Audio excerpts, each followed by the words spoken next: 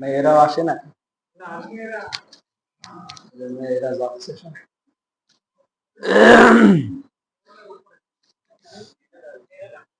আসসালামু আলাইকুম ওয়া রাহমাতুল্লাহ।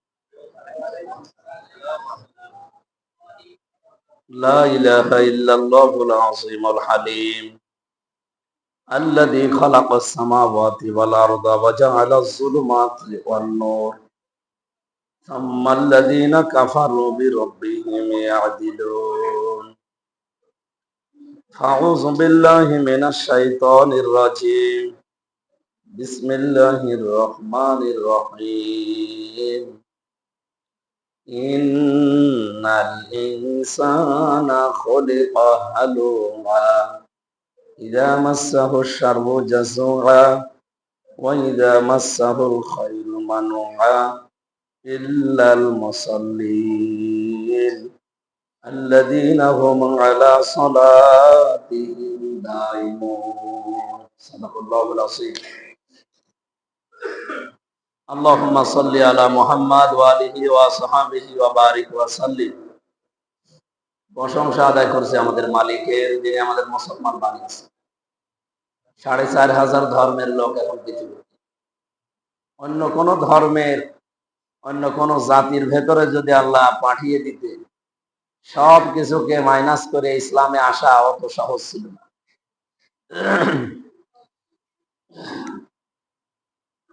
সুতরাং যে আল্লাহ আমাদেরকে দরখাস্ত ছাড়াই তার মনোনীত একমাত্র, কেবলমাত্র, শুধুমাত্র পছন্দনীয় একটাই বিধান আছে।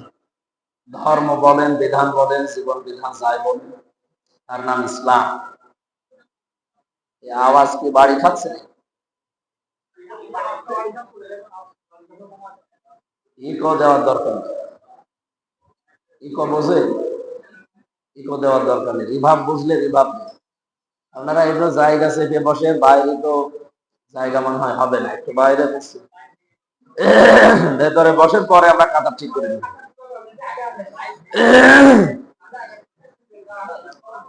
এমনিতেই কোরআনের কথা শুনতে হলে চোখ থাকা লাগে, আবার স্থির ভাবে শোনা লাগে, দুইটাই ফরজ। এরপর আবার মসজিদ। এই জন্য খুব খেয়াল করে, কারণ আমাদের নেকির কাছে যেন আবার গুনাহ হয়ে না যায়। আমরা কথা বলছিলাম মুসলমান হিসাবে আল্লাহ যে পাঠিয়েছেন, এই জন্য শুকরিয়া আদায় করছে, আলহামদুলিল্লাহ। দরুদ আর সালাম পড়ছি মুহাম্মদুর রাসূলুল্লাহ সাল্লাল্লাহু আলাইহি ওয়াসাল্লামের প্রতি, যিনি সর্বশেষ এবং সর্বশ্রেষ্ঠ নবী। এই পৃথিবীতে আমরা বিভিন্ন নবীদের দোয়া পড়েছি। 25 জন নবীর জীবনী পড়েছিলাম কোরআনে কারিমে। আর বাইরের নবীদের জীবনী ওইভাবে পাওয়া যায় না। নবী এসেছে লক্ষাধিক তার উপরে। আমরা মনে করি শুধু দোয়া পড়া লাগে মসজিদে ঢোকার সময়, মসজিদ থেকে বের হওয়ার সময়, খাবার খাওয়ার আগে, খাবারের পরে, টয়লেটে যাওয়ার আগে, টয়লেট থেকে বের হওয়ার সময়, এই শেষ নাকি? নবীদের এ সমস্ত দোয়াই কি শেষ? আপনি অন্যান্য নবীদের জীবনী পড়ে দেখেছি না, ওনারা এই দোয়া এই সময় পড়েন, কিন্তু প্রত্যেক নবীর আলাদা আলাদা একটা দোয়া ছিল যার সারমর্ম সামারাইজ সব এক। আপনি হযরতে সুলাইমান নবীর জীবনী পড়তে গিয়ে দেখেন সূরা সাদের 35 নম্বর আয়াতে আল্লাহ তার মোনাজাতটা দিয়েছেন। তিনি মোনাজাত বা দোয়া প্রার্থনা করতেন কি, আর আমরা কি প্রার্থনা? হযরত সুলাইমান বলেছিলেন ক্বালা রাব্বিগফিরলি ওয়া হাবলি মুলকান লা ইয়ানবাগি লি আহাদিন মিন বাদি ইন্নাকা আনতাল ওয়াহ্হাব।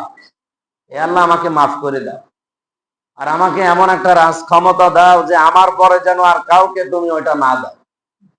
নিশ্চয় তুমি মহাদাতা। বলেন তো, এই দোয়ার কথা বাংলায় বললাম, আরবিতে বললাম, কি মনে হচ্ছে যে এটা রাজনীতি? না, মানে রাজত্ব চাচ্ছে, রাজনীতি না। উনি যদি এই জামানায় বেঁচে থাকতে আর এই দোয়া যদি করতো, আমার মনে হয় বাংলাদেশে বহু মানুষ সুলাইমান নবীরও পেছনে লিখবে, এ নবী দুনিয়াদার। উনি যে রাজ ক্ষমতা চাইলেন আল্লাহর কাছে, অনেকে দুনিয়া ভোগ করার জন্য, কথা বোঝা লাগবে, অনেকে দুনিয়া ভোগ করার জন্য, কামাই করার জন্য চেয়েছিলেন এটা। কেন? কারণ এই ক্ষমতা না হলে ইসলামের যে বিধান আল্লাহ পাঠিয়েছে পরিপূর্ণভাবে মানা যায় না। অনেকগুলো বিধান আছে, যেমন জিনার যে বিধান, কিয়ামত পর্যন্ত ওয়াজ করলে আপনি শাস্তি দিতে পারবেন না। এটার জন্য রাষ্ট্র দরকার হয়, আইন লাগে এবং আইনের প্রয়োগ লাগে। চুরি করলে আপনি কিয়ামত পর্যন্ত খালি ওয়াজই করে যাবেন, কিন্তু চোরের শাস্তি দিতে হলে ক্ষমতা লাগে, পাওয়ার লাগে, আইন লাগে। উনি দোয়া করেছিলেন ওই কারণে যে আমি তো আটকাতে পারি না, এগুলো আটকানোর জন্য যেটা দরকার উনি ওই দোয়া করেছিলেন আল্লাহর কাছে। হযরতে দাউদ নবী তার পিতা, তিনিও দোয়া করেছিলেন। আল্লাহ বলেন ইয়া দাউদ ইন্না জাআলনাকা খলিফাতান ফিল আরদ ফাহকুম বাইনান নাস বিল হক। হে দাউদ, আমি জমিনে তোমাকে খলিফা করে পাঠালাম। খলিফা, খেলাফত, রাজত্ব, এই শব্দগুলো কি মনে হচ্ছে যে মানে এই যে সামাজিক শব্দ, এগুলো সব রাষ্ট্রের শব্দ, রাজনৈতিক শব্দ। দাউদ নবীকে আল্লাহ কেন খলিফা বানিয়েছিলেন জমিনের? ফাহকুম বাইনান নাস বিল হক, তিনি যেন সত্য সহকারে মানুষের ভেতরে ন্যায় বিচার করতে পারেন। হযরতে ইউসুফ নবীর দোয়া দেখেন, উনি শুধু বলেননি আল্লাহ আমারে মাফ করে দিয়েন না, হযরতে ইউসুফ বলেছিলেন ক্বালা রাব্বি জাআলনি খাযাইনিল আরদি ইন্নী হাফিজুন আলীম। সূরা ইউসুফের 55 নম্বর আয়াতে আছে। উনি বাদশাকে ডাক দিয়ে বললেন, বাদশা নামদার, আপনি আমাকে কাছের মানুষ হিসাবে গ্রহণ করেছেন জেল থেকে বের করার পর। আমি যে 10 বছর জেল খেটে আসলাম, আপনি এখন বলেন যে আপনি আমার প্রিয় মানুষ। আমি আপনার কাছে স্বরাষ্ট্র কি খাদ্য মন্ত্রীর দায়িত্ব চাই। আমি খাদ্য মন্ত্রণালয়ের দায়িত্ব আমারে দেন, আমি এই বিষয়ে অভিজ্ঞ এবং আমি সংরক্ষণ করতে পারব। এই বাংলাদেশটা যদি শুধু খাবারটা ঠিক করা হয় আর দুর্নীতি মুক্ত করা যায়, আমাদের এই দেশ মালয়েশিয়ার মতো দাঁড়িয়ে যাবে। এই দেশটা দাঁড়ায় না শুধু এই দুই কারণে, একটা খাদ্যে ভেজাল, এ কারণে আমরা অসুস্থ থাকি না, অসুস্থ হয়ে যায়, আর 2 নম্বরে দুর্নীতি। একেবারে ইউনিয়ন পরিষদ থেকে শুরু করে আমার মনে হয় একেবারে সেই পিয়ন পর্যন্ত, যার 450 কোটি মালিক। একটা পিয়নের নাম শোনেননি? একটা পিয়নের যদি এই পরিমাণ টাকা হয়, পিয়নের মালিক যে ছিল, যে কি করেছে আল্লাহ জানে আর সে জানে। আমরা একটা জরিপ পড়ছিলাম, 99.3 মিলিয়ন মার্কিন ডলার এটা ঋণ বাংলাদেশে আছে এখন। এই মনে হয় 2 দিনের রিপোর্ট। আর এখন 94.5 মিলিয়ন মার্কিন ডলার। এটা এখন বাংলাদেশ থেকে পাচার হয়ে গেছে এই 15.5 বছর। টাকাগুলো যদি পাচার না হয়ে দেশে থাকতো, আমরা ঋণগ্রস্ত থাকতাম, আমরা দাঁড়িয়ে যেতে পারতাম। বিশ্বের বিভিন্ন দেশ আমাদের সাথে ব্যবসা করার জন্য, বিশেষ করে চায়না, তুরস্ক, মালয়েশিয়া, এরা তো মানে হাত পেতে আছে যে এই দেশে মানুষ বেশি, এখানে ব্যবসা করলে দাঁড়িয়ে যাওয়া যায়। তারা যদি আসতো, আমাদের কর্মসংস্থান গুলো তৈরি হতো। এখান থেকে 8 লাখ 10 লাখ টাকা খরচ করে মালয়েশিয়া যেয়ে আমরা দেখি রাস্তা ঝাড়ু দেয়, রুটি বানাচ্ছে দোকান, টয়লেট সাফ করে। বেতন কত? বাংলাদেশের সর্বোচ্চ 30-35 হাজার টাকা উপায় হয়, অথচ খরচ তার প্রায় 8-10 লাখ টাকা। আমি যে দোকানে গিয়েছিলাম মালয়েশিয়া, ওটা পেনাঙ্গে, আমার জামা সেলাই করার জন্য গিয়েছিলাম। জামাটা টান লেগে বিমানে উঠতে যায়, ছিঁড়ে যায়, বললাম একটু সেলাই করে দিন। কথা বললাম যে বাড়ি কোথায়? বলছে বাংলাদেশ। কোথায়? যশোর। আমরা এরিয়ার লোক। এই যে 5 জন কাজ করছেন, এরা কোথায়? বলছে এটার বাড়ি পাকিস্তান, এটা থাইল্যান্ডে, আর এটা আছে ইন্দোনেশিয়া, আর এই 2 জন আছে ভারতে। এই সব মিলে আমরা এই 6 জন কাজ করি, আমি বাদ দিয়ে 5 জন। জিজ্ঞাসা করলাম খরচ কেমন, কি কার কি? প্রত্যেকের মাসে হয়তো 30-35-40 হাজার টাকা উপায় বাংলাদেশে। সিঙ্গাপুর থেকে, যে থাইল্যান্ড থেকে এসেছে, তার মাত্র খরচ হয়েছে বাংলাদেশের টাকায় 30 হাজার টাকা। ভারত থেকে যে গেছে তার খরচ হয়েছে 90 হাজার। পাকিস্তান থেকে যে এসেছে ওর খরচ 1,20,000। ইন্দোনেশিয়া থেকে এসেছে, ওরও এরকম 30-35 হাজার টাকা খরচ। বাংলাদেশ থেকে যে আল্লাহর ওলি গেছে, 8 লাখ খরচ হয়ে গেছে। অথচ বাংলাদেশ, পাকিস্তান, ভারত সব কাছাকাছি না? থাইল্যান্ড আর ইন্দোনেশিয়া নাই কাছে, একেবারেই কাছে তাদের সাথে, তাদের নাই কম খরচ হয়েছে, মেনে নিলাম। আমাদেরও তো খুব বেশি দূরে না, মাত্র 3 ঘন্টা সময় লাগে। আমার প্রশ্ন, ভারত থেকে গেলে তার 90 হাজারে হয়ে যায়, পাকিস্তানে 1,20,000 হয়, আমাদের 8 লাখ 10 লাখ লাগবে কেন? টাকাগুলোকে ফেরেশতারা নিয়ে যায়। যারা দায়িত্বে ছিল এই মানুষগুলো এই টাকাগুলো এভাবে সিন্ডিকেট করে খেয়েছে। অথচ প্রত্যেকের বেতন, প্রত্যেকের উপায় সর্বোচ্চ 30-35 হাজার টাকা। খরচ কি সবার এক? আমার কথা বুঝতেছে? কারো 8 লাখ, কারো মাত্র 90 হাজার, কারো 1,20,000, কারো 30 হাজার, কিন্তু সবার উপায় কি সবাই। কত বড় বৈষম্য! এগুলো তৈরি করার পেছনে বাংলাদেশ থেকেও 1 লাখে যাওয়া যায়, 70-80 হাজার হলে বাংলাদেশ থেকেও যাওয়া যায়। কিন্তু এই যে বাকি 7,20,000, 30 হাজার টাকা যারা খায়, আমি ওখানে জিজ্ঞাসা করেছিলাম কয়েকটা জায়গায়, ওখানে স্বরাষ্ট্রমন্ত্রীর দায়িত্বে যিনি আছেন, দেখা করার সুযোগ দিয়েছি। বাংলাদেশ ইসলামী ছাত্র শিবির আছে না, নাম শুনেছেন? ওই দেশে এরকম একটা ছাত্র সংস্থা আছে। এই দেশে যেমন শিবির, ওই দেশে একটা নাম আছে তাদের। বাংলাদেশের ছাত্র শিবিরের কেন্দ্রীয় সেক্রেটারি এখন নুরুল ইসলাম সাদ্দাম। ওই দেশের যে কেন্দ্রীয় সেক্রেটারি ছিল, সে এখন ওই দেশের স্বরাষ্ট্রমন্ত্রী। মালয়েশিয়ার স্বরাষ্ট্রমন্ত্রী তাহলে কোন মাপের এবং কোন ধাঁচের, আপনি চিন্তা করতে পেরেছেন? আমরা চাই এরকম মানুষগুলো যদি আসে, এই যে বৈষম্য যে বললাম, এটা থাকবে না। বাংলাদেশে দাঁড়িয়ে যেতে খুব বেশি সময় লাগার কথা না। আমাদের চাইতে মালয়েশিয়া মাত্র 8 বছর আগে স্বাধীন হয়েছে, অথচ বিশ্বে এখন মালয়েশিয়া আপনাকে গোনা লাগবে। যদি 10টা দেশ ধরেন, তার ভেতরে ওই মালয়েশিয়া একটা। আমাদের চাইতে সম্পদ তাদের খুব বেশি, খালি পাহাড়, পাথর আর মরুভূমি আর পাম গাছ, এছাড়া আমি আর কিচ্ছু পাই। কি একটা কারিশমা তারা দেখিয়েছে! এ শুধু খাদ্যে ভেজালটা রোধ করে। যদি ধরা পড়ে যে খাদ্যে ভেজাল দিয়েছে কেউ, কোনো বিচার নেই, মেরে ফেল। আমার মনে হয় বাংলাদেশে মেরে ফেলা না দিতে হুমকিও দিত, তাহলে এই দেশটা আমরা এত অসুস্থ হতাম না। এই যত অসুস্থতার মূলে কি বলেন তো? খাদ্য ভেজাল দেয়। আমি ওখানে এই যে 15 দিন, 20 দিন, 25 দিন করে থেকে আসি, একটা কাশিও হয় না। এত পরিষ্কার পরিচ্ছন্ন খাবার, একেবারে ফ্রেশ। আর বাংলাদেশে শুধু ঢুকতে দেন, এক একদিন মনে হয় 200 বার করে কাশি হয়। মানে জার গুলো এক আর খাবারের অবস্থা ভালো না। 2 নম্বরে দুর্নীতি। ইউনিয়নের একেবারে দারোয়ান থেকে শুরু করে যিনি প্রধানমন্ত্রী ছিল তার পিয়ন পর্যন্ত কেউ কি দুর্নীতির বাইরে আমরা পেয়েছি?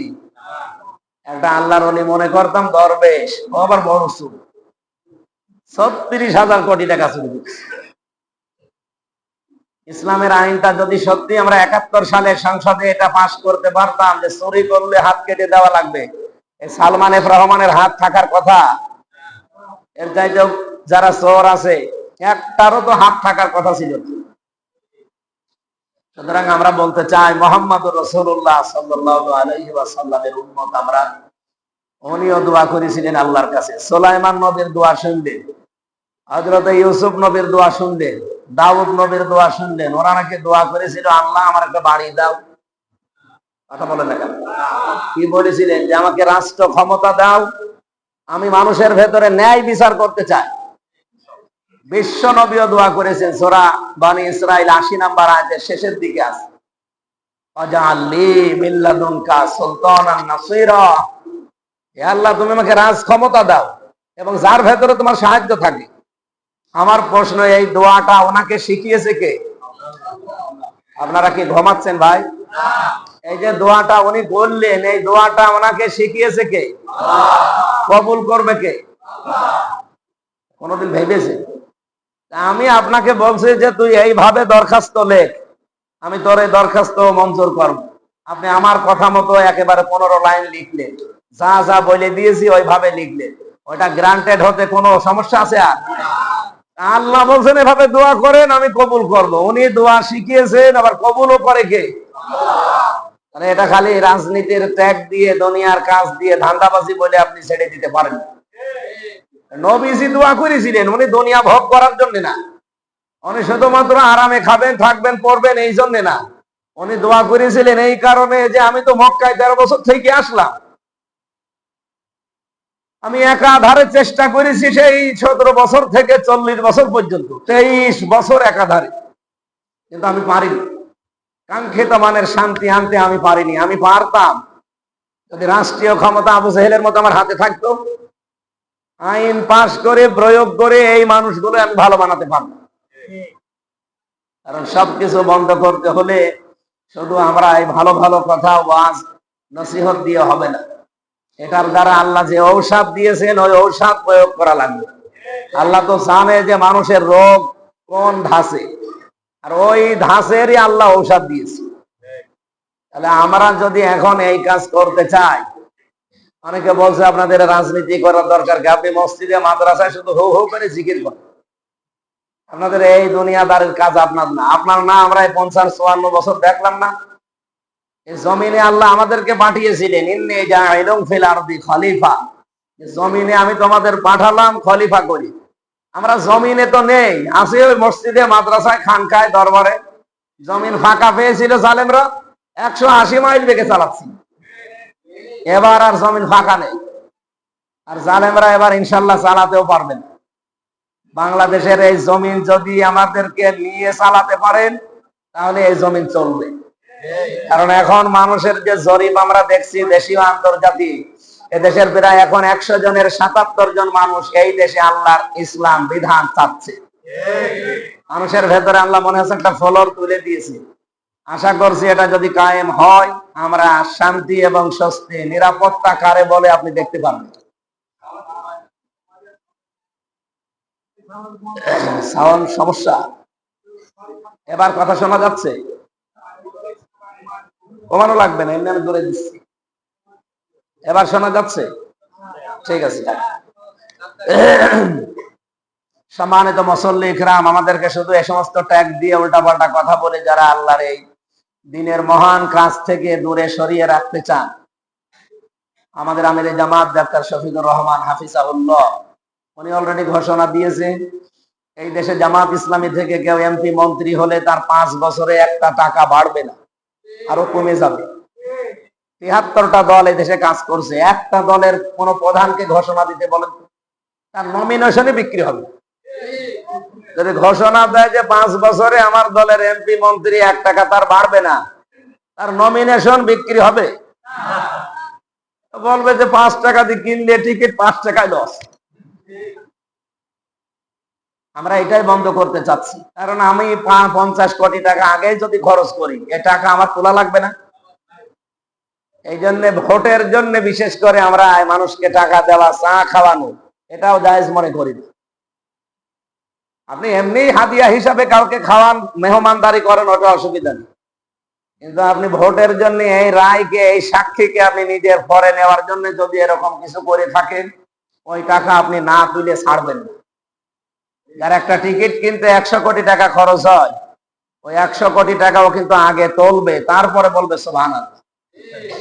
আমাদের কুষ্টিয়া মডেল থানায় যারা আসে, টিওনো বলেন, ওসি বলেন, এই দুইটার কথা আমি বলছি। বাংলাদেশে 2টা থানায় সবচাইতে বেশি ক্রাইম হয়, একটা কুষ্টিয়ার মডেল থানা আর একটা সিলেটের বিশ্বনাথ থানা। 630টা থানার জরিপ আমার কাছে আছে। এই 2টা থানা, এখানে যদি কেউ ওসি হয়ে আসে, কমপক্ষে তারে 30 লক্ষ টাকা আল্লাহর ওলিদের দেওয়া লাগে, যে ওলি হোক। বলেন এই টাকা দিয়ে সে একটা চেয়ার পেয়েছে, এই কুষ্টিয়া সদরের উপর থেকে এই টাকা সে তুলবে না? অথচ যে ওসি, ওর বাড়ি কি কুষ্টিয়ায়? বলেন, ওর বাড়ি কোথায়? সে ফরিদপুর। আর একটা আছে এই থানায়, তার বাড়ি কোথায়? সে ঝিনাইদহ, সে কালীগঞ্জ। তারা বাইরের জেলার লোক এসে এই চেয়ারটার জন্য 25-30 লাখ টাকা দিয়ে এখানে বসে আছে। ও টাকা সে জীবনে না তুলে আপনার খেদমত জীবনও করবে। কিন্তু চেয়ারটায় বসতে যদি তার 4 আনাও খরচ না হতো, তাকে দিয়ে আপনি কাজ করাতে পারতেন, তার বিবেক অন্তত কাজ করবে। এই জন্য আমাদের নিজেদের পায়ে নিজেরা কোড়াল মেরে যদি আল্লাহরে দোষ দেয়, যা তুমি কিছুই করো না, খালি বানিয়ে রেখে দিয়েছ, উনি করবে কি? আপনার পরিবর্তনের কোনো নিয়ম নেই, আপনি চানও না।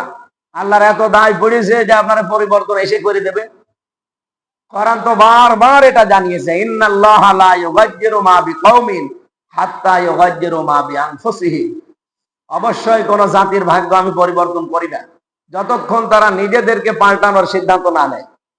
এবার আমরা সিদ্ধান্ত নেব, সে যে আসুক যেন আল্লাহর ইসলামের পক্ষে কাজ করে। দুর্নীতি মুক্ত করতে পারলে আমি কথা দিচ্ছি, বাংলাদেশটা মিনি জান্নাত হয়ে যাবে ইনশাআল্লাহ। কাদিয়ানীদের কাফের ঘোষণা দেওয়ার জন্য দেখেন লক্ষ লক্ষ মানুষ ঢাকাতে, সারা পৃথিবীর বিভিন্ন দেশ থেকে মেহমান নিয়ে এসে, বাংলাদেশের দল মত নেই, শুধু কাদিয়ানী বাদ দিয়ে সবাই সেখানে গেছে। সবার একই দাবি যে রাষ্ট্রীয়ভাবে তাদের কাফের ঘোষণা করা হোক। আমার প্রশ্ন, রাষ্ট্রীয়ভাবে কাফের ঘোষণা করার জন্য যার কাছে দাবি তোলে, যার কাছে আপনি এটা জানাচ্ছেন যে এটা কাফের ঘোষণা করেন, সে কি আবার মুসলমান? আপনি যার কাছে দাবি জানান, সে কি মুসলমান? কাদিয়ানীদের সাথে আমি মিশেছি। আমার শ্বশুর বাড়ি চুয়াডাঙ্গার উথলি, জীবননগর থানা। ওখানে কাদিয়ানীদের মসজিদ আছে, বাজার, ওরা নামাজ পড়ে। ওরা আমাদের মতো আজান দিচ্ছে, নামাজ পড়ছে, কোরআন শরীফ পড়ছে, সব ঠিক আছে। আমি মিশে কথা বললাম যে আপনারা, আপনাদের কাফের বলা হয় কি, আপনারা সমস্যা নেই। আমরা কোরআন শরীফ পুরাটা বিশ্বাস করি, 6666 আয়াত, একটা আয়াত অস্বীকার করি। শুধু সূরা আহজাবের 40 নম্বর আয়াতের একটা শব্দ, 4টা অক্ষর আমরা মানি না, ওটা বিশ্বাসও করি।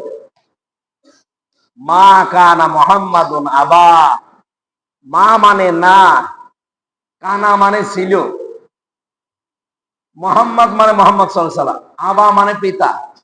আহাদিম মিন রিজালিকুম, তোমাদের কোন প্রাপ্ত বয়স্ক পুরুষের পিতা নবীজি ছিলেন না। এ কথা কার? কাদিয়ানীদের বলেছে এটা ঠিক আছে, বলছে হ্যাঁ কোনো অসুবিধা নেই। মুহাম্মদ রাসূলুল্লাহ সাল্লাল্লাহু আলাইহি সাল্লাম উনি কোন অ্যাডাল্ট পুরুষের পিতা ছিলেন না, এটা আমরা জানি, কারণ ওনার ছেলেরা সব ছোটবেলায়। আমি আয়াতটা আমি ভেবেছিলাম আল্লাহ যদি এখানে রিজালিকুম না দিয়ে মিন সিবিয়ানিকুম দিতে, রেজাল মানে প্রাপ্তবয়স্ক অ্যাডাল্ট পুরুষকে বলে, আর সিবিয়ান বলা হয় ছোট ছোট বাচ্চাদের। এখানে আল্লাহ শব্দটা যদি রিজাল না দিয়ে সিবিয়ান দিত না, বহু মানুষ কিন্তু আয়াতে ভুল ধরত যে আল্লাহর কথা ঠিক হয়নি, কারণ উনি তো পুরুষের পিতা ছিলেন, কিন্তু প্রাপ্তবয়স্ক পুরুষের পিতা ছিলেন না। ওনাকে একটা প্রাপ্তবয়স্ক পুরুষ পিতা বলে ডাকতো আল্লাহ, সেটাও নিষেধ করেছে। নাম কি? যায়েদ বিন হারেসা। এই জন্য নিজের বাবা বাদ দিয়ে অন্য কাউকে বাবার মতো সম্মান দিয়ে ডাকাও ঠিক না। আর বাংলাদেশে আমরা দেখি যারে তারে বাবা বলে। আমি কি কথা বোঝাতে পেরেছি? যেখানে কোরআনের আয়াত নাযিল করে হযরতে যায়েদের ব্যাপারে যে উনি তো প্রাপ্তবয়স্কের পুরুষ না, পুরুষের পিতা না, তুমি বড় মানুষ, পিতা বলে ডাকো কোন কারণে? তোমার বাবা নেই? মুহাম্মদুর রাসূলুল্লাহর মতো মানুষকেও বাবা বলতে আল্লাহ নিষেধ করে দিল। এটা সূরা আহজাবের প্রথম দিকে আছে।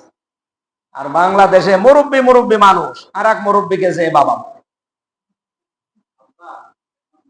আর ডিজিটাল বাবার তো কোনো অভাব নেই, কত রকমের বাবা বের হয়।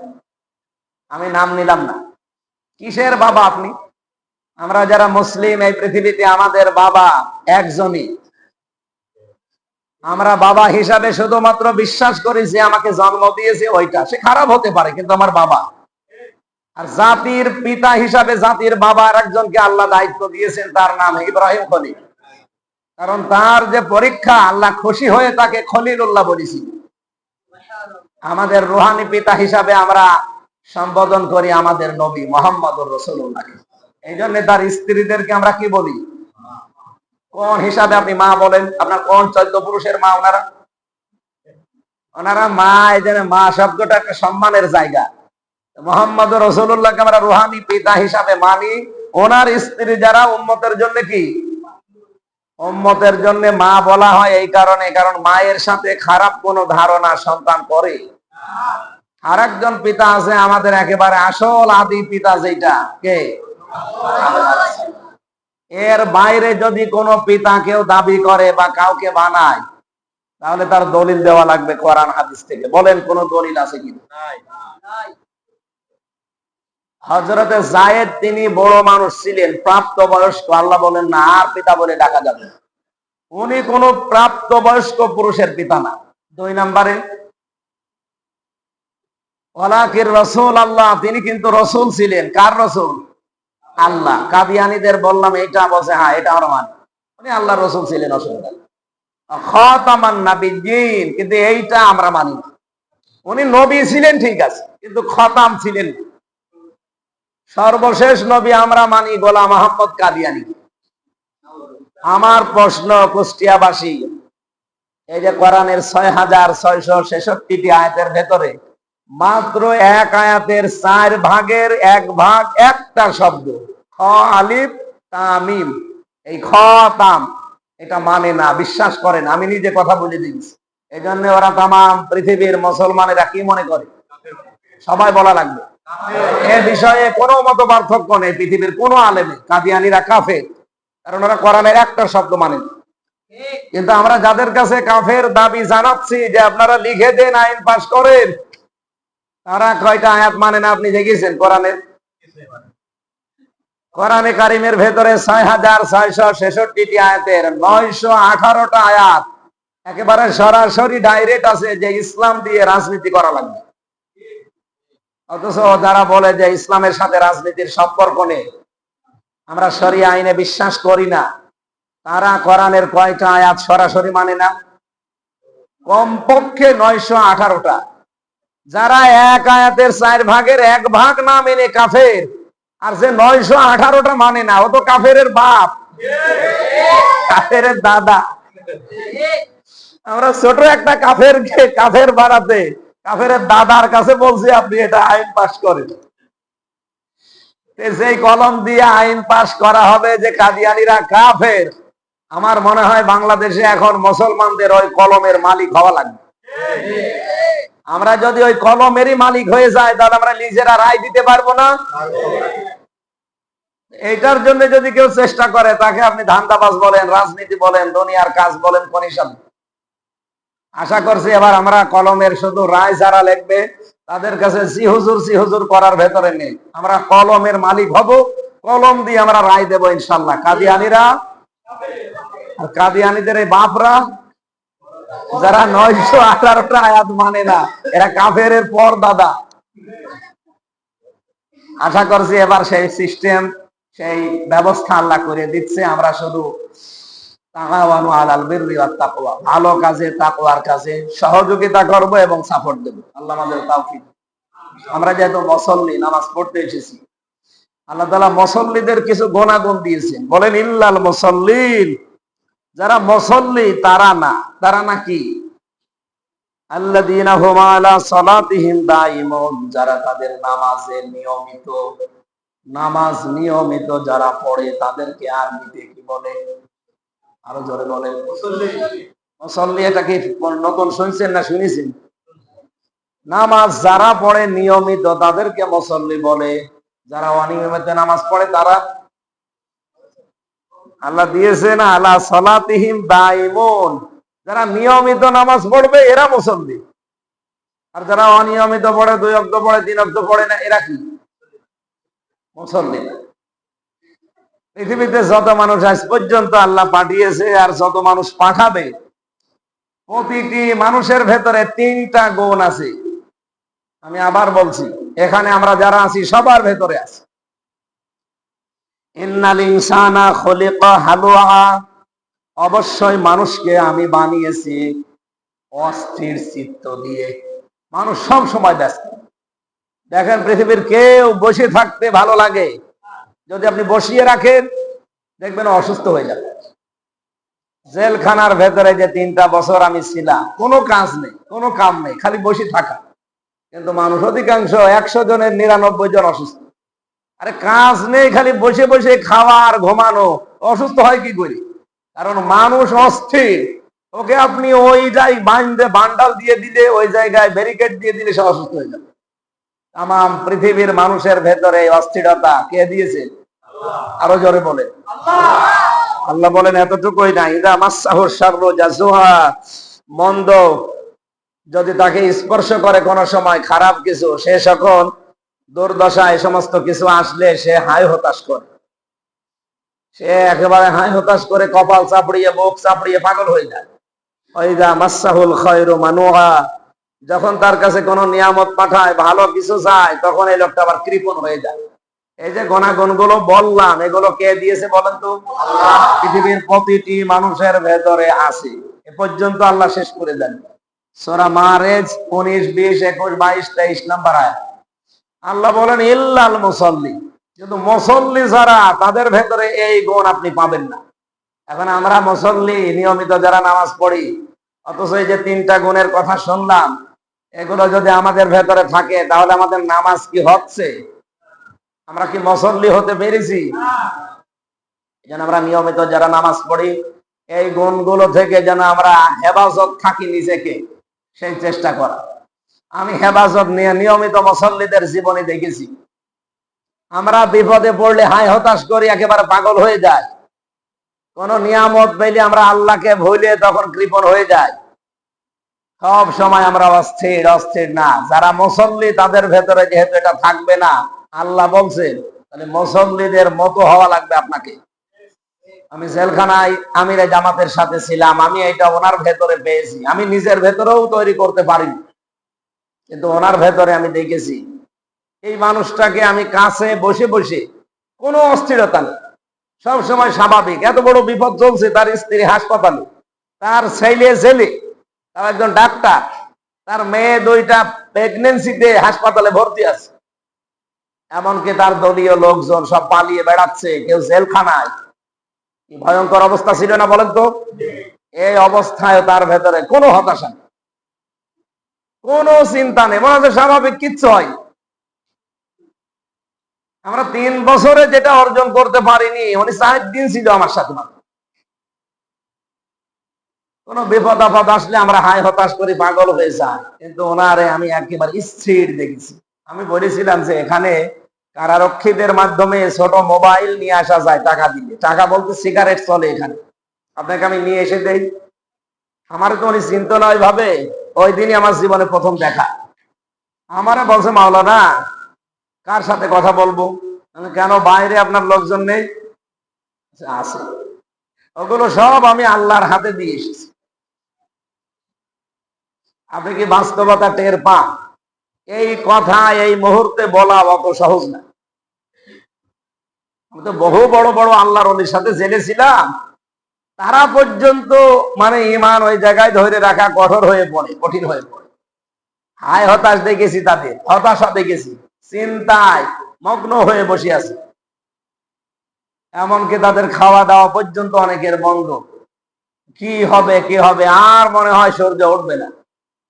কিন্তু এই মানুষটার ভেতরে কোনো হতাশার ছাপ আমি দেখি না। আমার মনে হচ্ছে এই যে আয়াত আল্লাহ দিয়েছে, যারা নিয়মিত নামাজ পড়বে, নামাজের শিক্ষা নেবে, এই মানুষগুলোর ভেতর থেকে এই বদ গুণগুলো আল্লাহ দূর করে দিবে। আমরা সেই ছোটবেলা থেকে নামাজ পড়ে যাচ্ছি, অথচ এই গুণগুলো আমাদের ভেতরে আছে। তাহলে হয় আমাদেরটা সত্য, না আল্লাহর কথা হয়তো ঝামেলা আছে। আরো জোরে বলেন নাউজুবিল্লাহ। আল্লাহর কথায় কি কোনো বিন্দু বিসর্গ পরিমাণে সন্দেহ আছে? তাহলে আমরা নামাজ পড়ার পরেও এগুলো আসে না কেন? কারণ নামাজের যে 27টা শিক্ষা, এগুলো আমরা নেই না। নামাজের কমপক্ষে আপনি শুধু নামাজে আসবেন, মসজিদে ভালো মুয়াজ্জিন আছে, ইমাম আছে, সুন্দর করে আযান দিচ্ছে, কাতার সোজা করো, নামাজ হয়ে যাচ্ছে। এটার নাম কি নামাজ নাকি? এটা তো একটা অনুষ্ঠান। এটা কি? কথা বলা লাগবে। এটা একটা অনুষ্ঠান নামাজের, কিন্তু নামাজের যে রুহু আছে, শিক্ষা আছে 27টা। 1 নম্বরে কাতার সোজা করো, এখন বলা হয় না? এখনই বলা হবে। কাবা শরীফে মসজিদে নববীতে যতদিন ছিলাম, একামত হয়ে যাওয়ার পরে আগে ইমাম সাহেব 3 বার বলে কাতার সোজা করেন, আরবিতে বলে। আমি ওই সময় ভাবতাম 16 সালে যে কি গো, বারবার এই কথা প্রতি ওয়াক্ত নামাজে তাও 3 বার করে বলা লাগে। এখন বুঝতেছি যে কেন বলে। এই কাতার সোজা করো মানে এখানে কাতারের ভেতরে যারা যারা দাঁড়িয়েছে, এখানে যেমন পার্থক্য নেই, এখানে আল্লাহর বিধান পালন করা হবে কয়টা? একটা, সেজদা দেওয়া। এখানে কয়টা বিধান আছে? সেজদা দেওয়া বিধান কার? একটা বিধান পালন করার জন্য এত বড় একটা জায়গা, কুষ্টিয়া শহরের ভেতরে দামি জায়গা। মনে করেন এই যে প্রায় 10 কাঠা জমি, কত দামি জায়গা, আপনি মসজিদ বানিয়েছেন কোটি টাকা খরচ করে, ইমাম মুয়াজ্জিন খাদেমের বেতন দিয়ে তাদের পেছনে 5 ওয়াক্ত আযান দেওয়া, নামাজ পড়া, কষ্ট করে আসা। কি মনে করলেন? একটা বিধান পালন করার জন্য এত খরচ, এত আয়োজন। আল্লাহ এখানে শিক্ষা দিতে চান যে কাতার যেভাবে সোজা করলে একটা বিধান পালন করতে, এখান থেকে বের হয়ে জমিনে আরো 500 বিধান আছে। কত? এই কোরআনে আছে আল্লাহর শরীয়তের বিধান 500, তার ভেতরে সেজদা একটা। তাহলে এখনো 499টা পয়েন্ট বাকি আছে।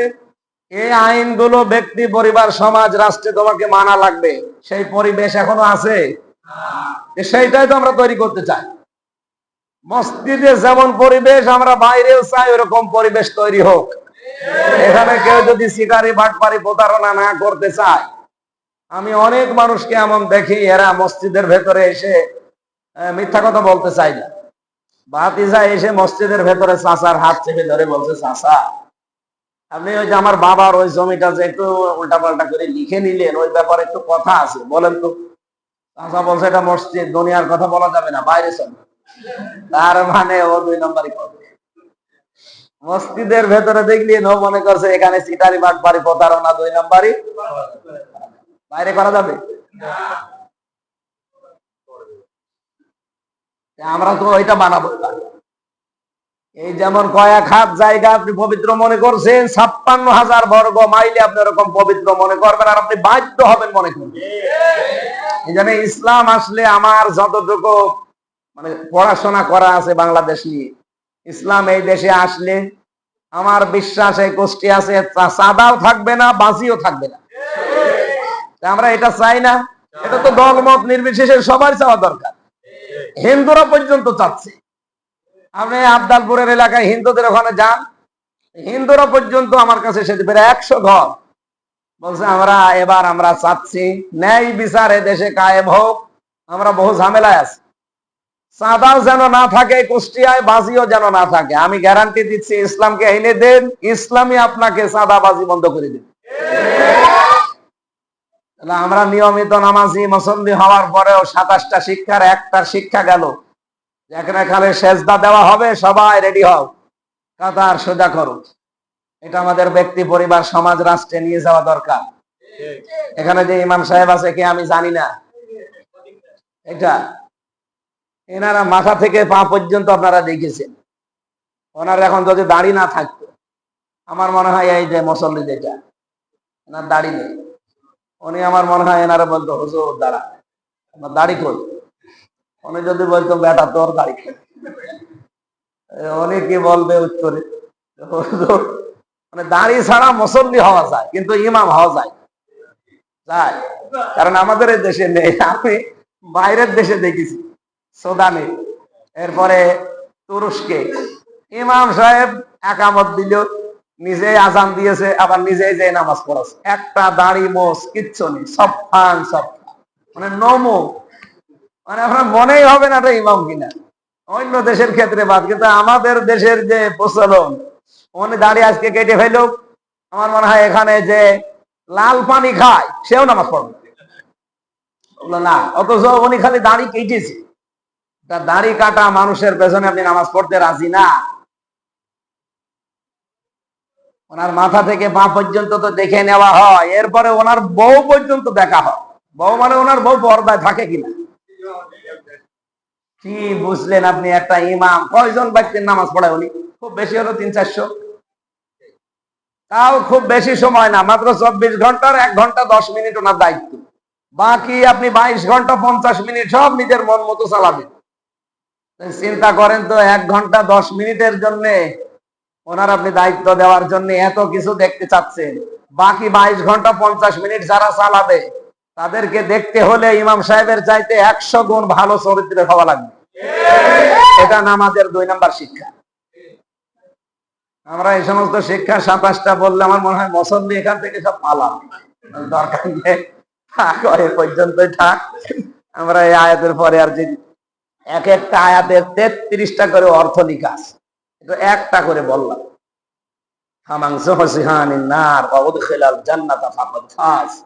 আল্লাহ বলেন মানুষের জীবন সফল ওইটা যেই লোকটা দুনিয়াতে জাহান্নামের কাজগুলো আস্তে আস্তে ছেড়ে দেয় আর জান্নাতের কাজগুলো জীবিত থাকতে আস্তে আস্তে করে যায়, এর জীবন সফল।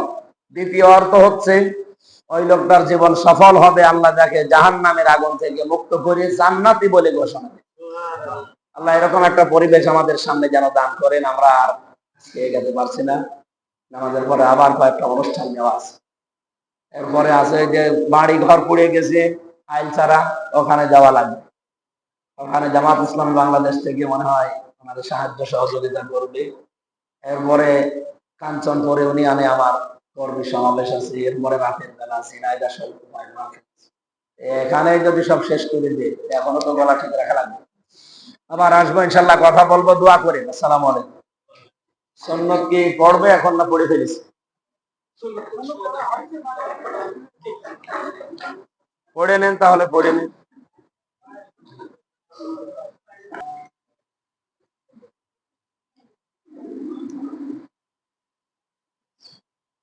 لا إله إلا الله العظيم الحليم الذي خلقكم من خير ثم قضى أجلا وأجل مسمى عنده ثم أنتم تمترون ونشهد أن لا إله إلا الله وحده لا شريك له شهادة موصلة إلى الجنان ونشهد أن محمدا عبده ورسوله المبعوث فينا بالهدى ودين الحق ليظهره على الأديان صلى الله عليه وعلى آله وصحبه الكرام ما دام الشمس والقمر بجريان والنجم والشجر يسجدان والسماء رفعها ووضع الميزان يا أيها الحاضرون والمصلون قال الله تعالى في القرآن الكريم إن المنافقين يخادعون الله وهو خادعهم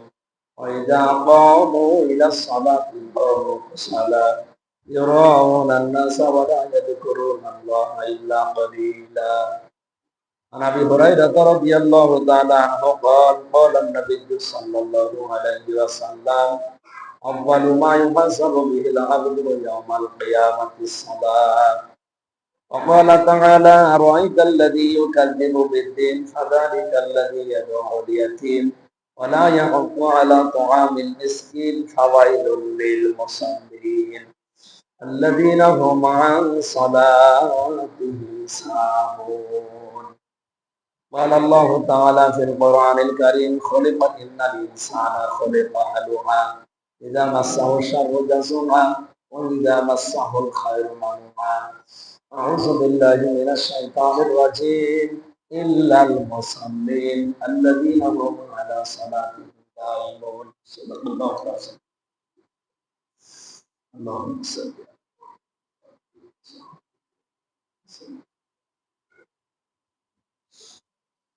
إن الحمد لله والصلاة والسلام على رسول الله. أما بعد.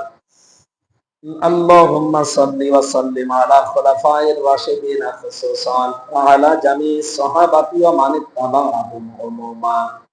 اللهم خبر دولة الإسلامية خاصة دولة بنغلاديش. اللهم انصر إخواننا في فلسطين.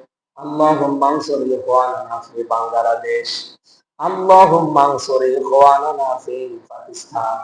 اللهم انصر إخواننا في هندوستان. اللهم احكم وعدل فيها نظام الإسلام.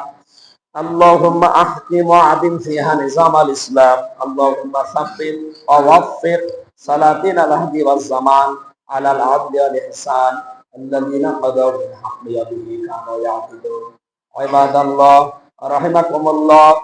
إن الله يأمر بالعدل والإحسان وإيتاء ذي القربى وينهى عن الفحشاء والمنكر والبغي يعظكم لعلكم تذكرون. فاذكروني أذكركم واشكروني ولا تكفرون.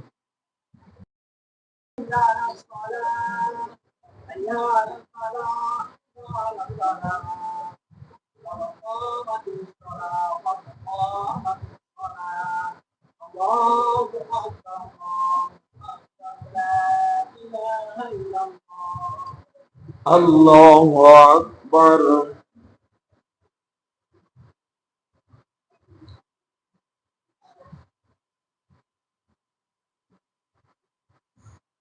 الحمد لله رب العالمين الرحمن الرحيم مالك يوم الدين. إياك نعبد وإياك نستعين. اهدنا الصراط المستقيم صراط الذين أنعمت عليهم غير المغضوب عليهم ولا الضالين.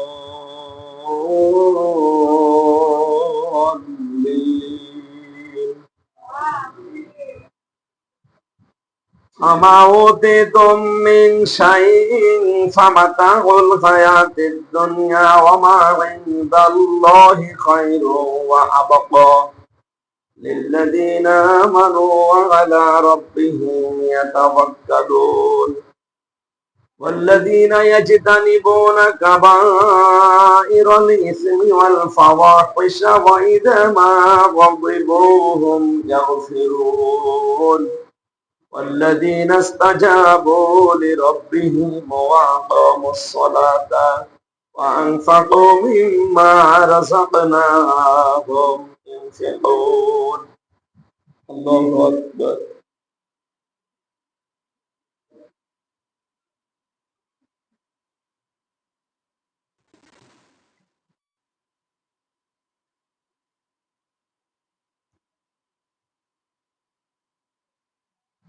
سمع الله لمن حمده.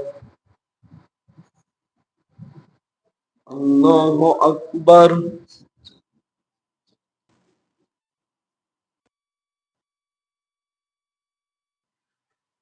الله أكبر. الله أكبر.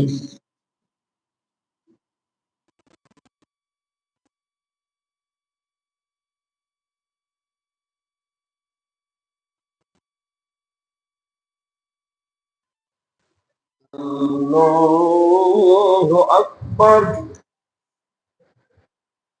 الحمد لله رب العالمين الرحمن الرحيم مالك يوم الدين.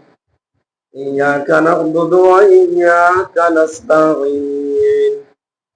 اهدنا الصراط المستقيم صراط الذين أنعمت عليهم غير المغضوب عليهم ولا الضالين.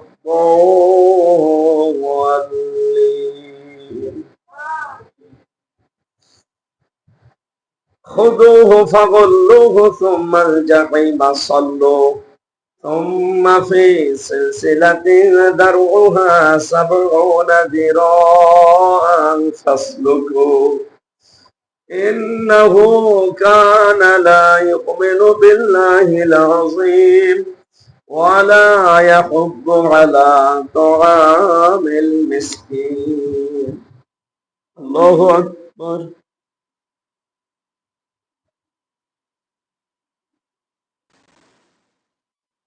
سمع الله لمن حمده. الله أكبر.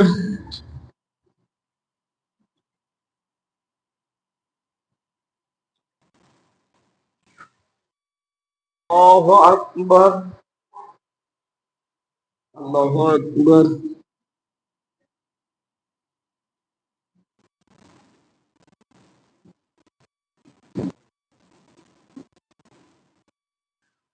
الله أكبر.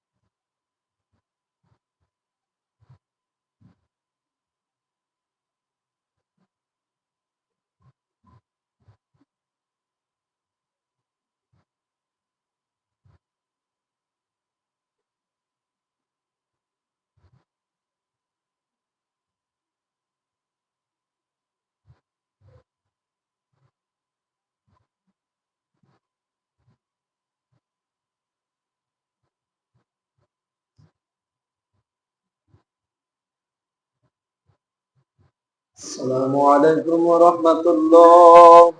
السلام عليكم ورحمة الله. الله أكبر. اللهم أنت السلام ومنك السلام تباركت يا ذا الجلال والإكرام. الحمد لله رب العالمين.